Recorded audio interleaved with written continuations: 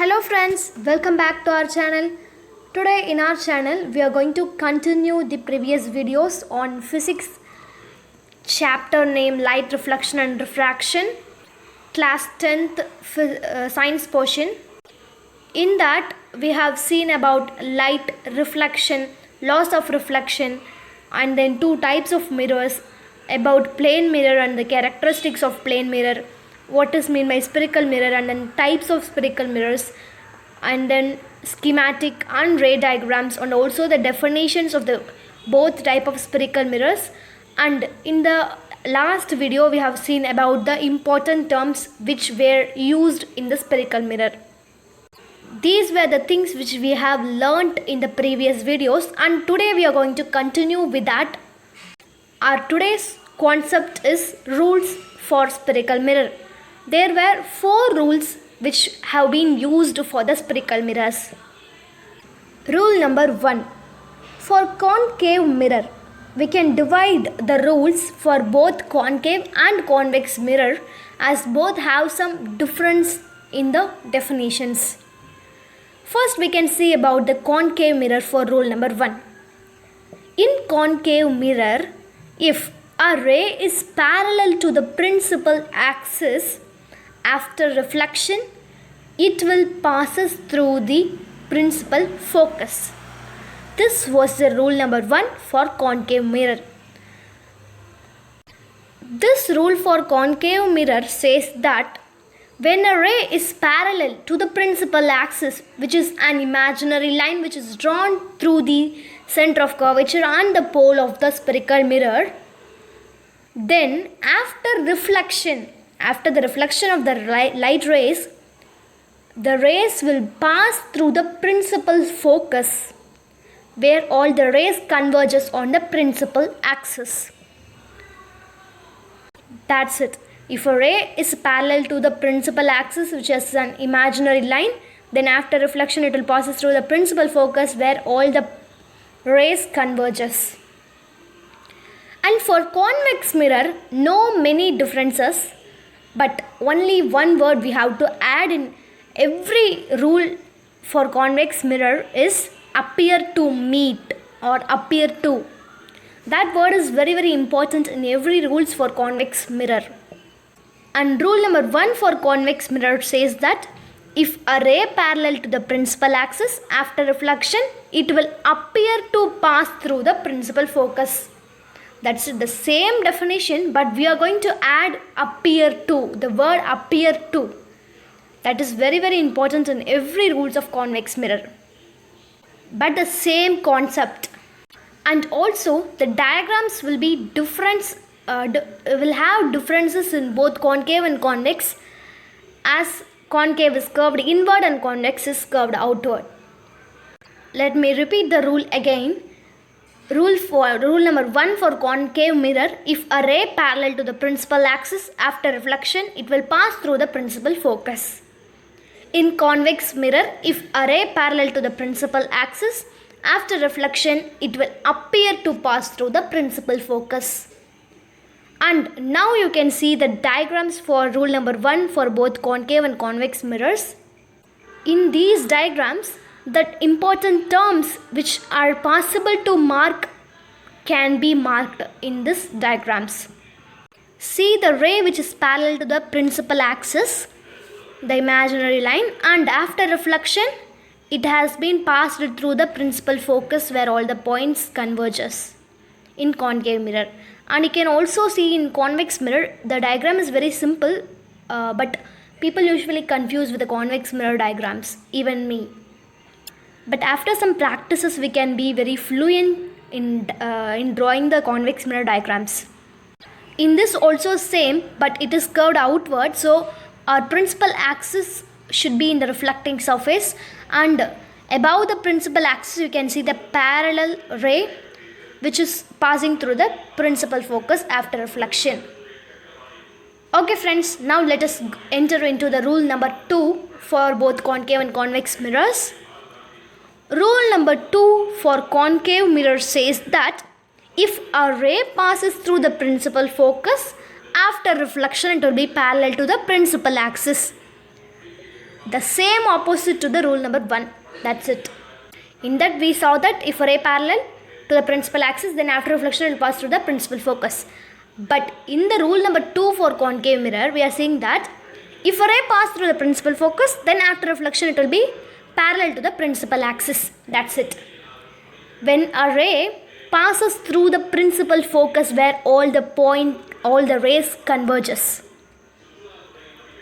then after reflection it will be parallel. It will be surely parallel to the principal axis, which is an imaginary line drawn through the center of curvature and pole of the spherical mirror. Next, convex. Rule number 2 for convex mirror says that if a ray passes through the principal focus, after reflection it will appear to be parallel to the principal axis. That's it. The same meaning, the same concept, but the word which we have to add in the existing sentences appear to. And now you can see the diagrams for rule number 2 for both concave and convex mirrors. You can easily observe that a ray is passing through the principal focus which is in the principal axis.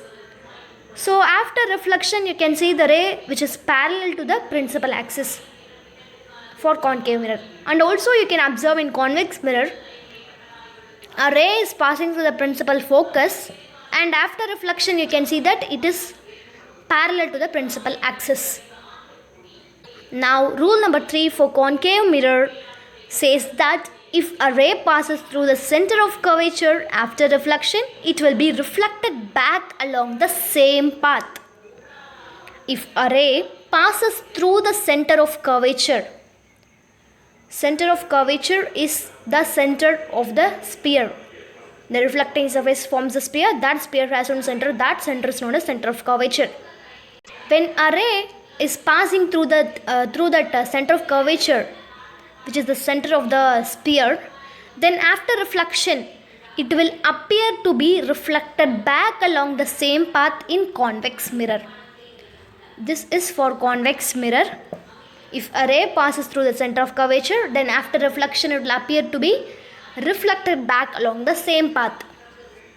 See, when a ray passes through the center of curvature, then after reflection, after the rays reflected back, then it will be reflected back. When they are reflecting back, they will be reflected back along the same path. When you see the diagram, you can easily observe. Now let us enter into the diagram which will make us very clear. See, observe first concave mirror. In that you can see the principal axis which is marked with the center of curvature, and you can see the ray which is passing through the center of curvature. After reflection it is reflected back along the same path through the center of curvature. That's it. In convex mirror also you can observe the same. The principal axis which has the center of curvature, and the ray which is passing through that is reflected back along the same path after reflection. Next we can enter into the rule number 4 for both concave and convex mirrors. Rule number 4 for concave mirror says that if a ray passes through the pole of the mirror after reflection, it will make equal angle with the principal axis. See, when a ray passes through the pole is the center of reflecting surface. The reflecting surface has one center. That center is known as pole of the spherical mirror. And when a ray is passing through that point, the pole of the mirror, then after reflection it will make equal angle with the principal axis. In every rules, while we see the diagrams of that rule, we will be very clear and more clear with the concept of the definitions. For convex mirror, if a ray passes through the pole of the mirror after reflection, it will appear to make an equal angle with the principal axis. This appear to word is very important, but the same concept and same sentences. Only one thing which is adding to the existing thing is appear to. Now let us enter into the diagrams for rule number 4.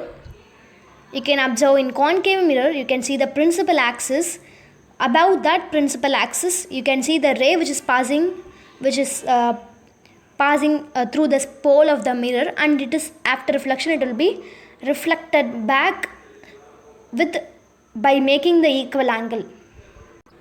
Through the principal axis it makes the equal angle.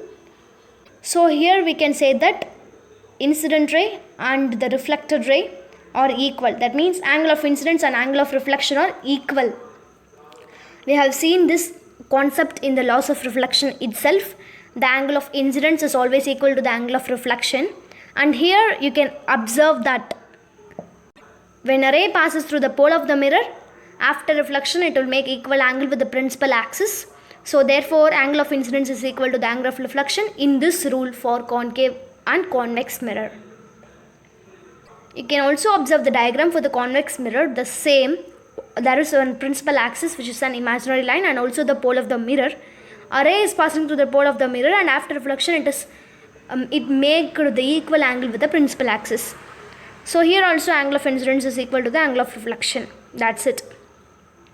Now let me repeat all the rules, the definitions of all the rules for both concave and convex mirrors for the quick revision. Rule number 1 for concave: if a ray parallel to the principal axis, after reflection it will pass through the principal focus. Rule number 1 for convex mirror: if a ray parallel to the principal axis, after reflection it will appear to pass through the principal focus. Rule number 2 for concave mirror: if a ray passes through the principal focus, after reflection it will be parallel to the principal axis. Rule number 2 for convex mirror says that if a ray passes through the principal focus, after reflection it will appear to be parallel to the principal axis. Rule number 3 for concave mirror: if a ray passes through the center of curvature, after reflection it will be reflected back along the same path. Rule number 3 for convex mirror says that if a ray passes through the center of curvature, after reflection it will appear to be reflected back along the same path. Rule number 4 for concave mirror: if a ray passes through the pole of the mirror, then after reflection it will make equal angle with the principal axis. Rule number 4 for convex mirror: if a ray passes through the pole of the mirror, then after reflection it will appear to make equal angle with the principal axis. So that's it. I think so that you have clearly understood the concept which I taught in this video. If you like this video, like, and if you find it useful, share it with your friends. And if you want more videos like this, and if you want to support me, you can subscribe and click the bell icon. And if you have any doubts, opinions and feedbacks about our channel and videos, you can comment in the comment box, friends. Thank you for watching. Bye bye.